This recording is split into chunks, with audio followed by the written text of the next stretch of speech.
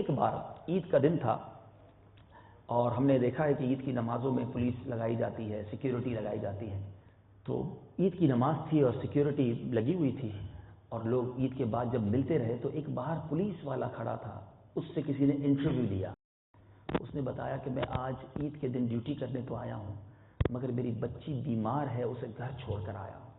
چونکہ گورنمنٹ کا حکم تھا عید کے دن بھی مجھے ڈیوٹی کرنی پڑی، بیمار بچی کو گھر چھوڑ کر آیا ہوں.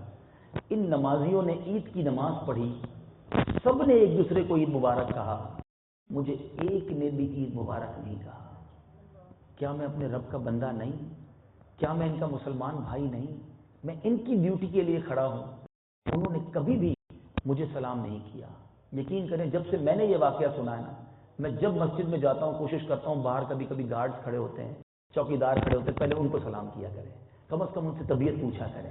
ہم اندر جا کر اتنے لوگوں سے ملتے ہیں، یہ جاتے آتے گارڈ، چوکیدار، چیکنگ کرنے والے، ہمارا دروازہ کھولنے والے، آپ کے آفس میں کئی لوگ ایسے ہوں گے، آپ ملیں ان سے، ان کی طبیعت پوچھیں. یقین کریں ان کو بڑا لطف آئے گا اور آپ کو بھی مزہ آنے لگ جائے گا. اور اللہ نے چاہا تو اگر تکبر دل میں ہوا تو یہ عاجزی میں منتقل ہونا شروع ہو جائے گا.